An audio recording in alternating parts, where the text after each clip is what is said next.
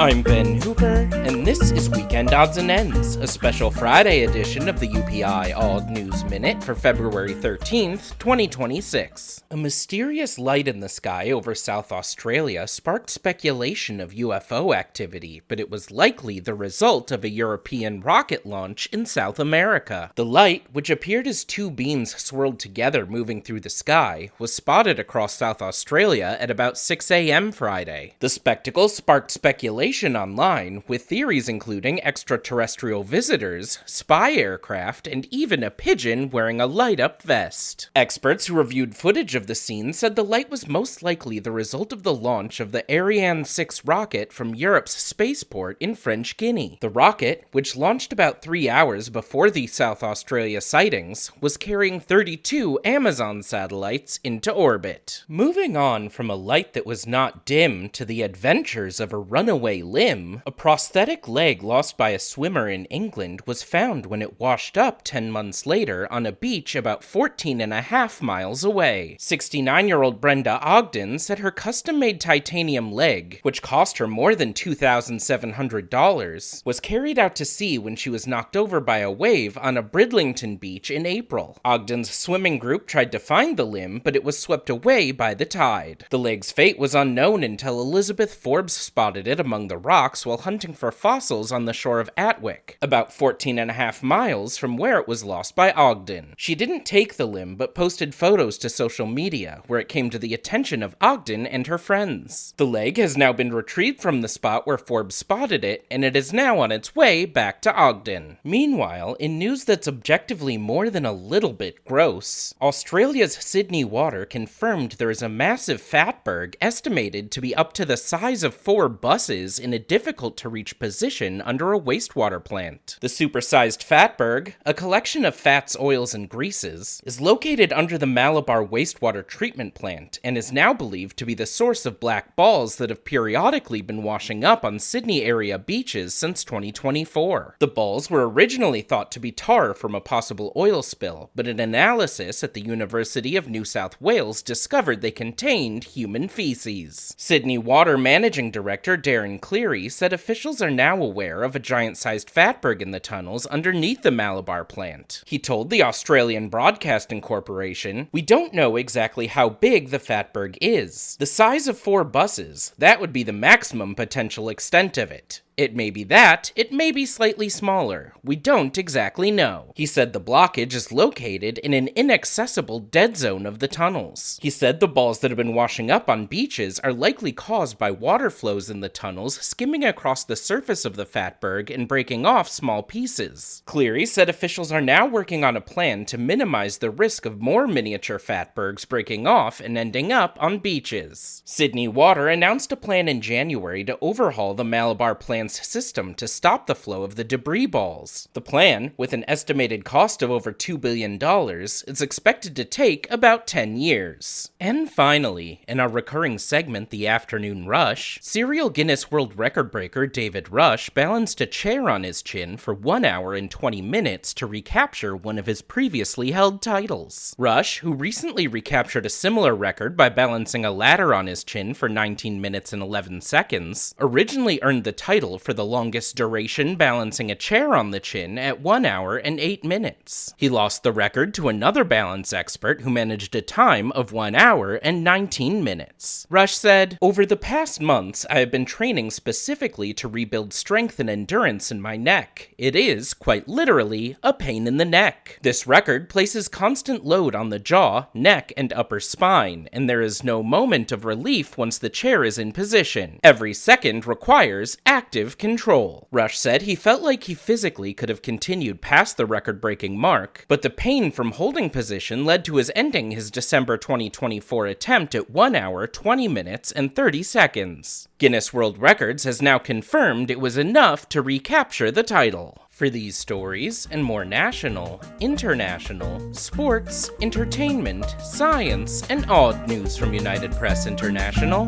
visit UPI.com. Follow the UPI Odd News Minute on YouTube and TikTok. How long can you balance a chair on your chin? Give it a try and report back in the comments.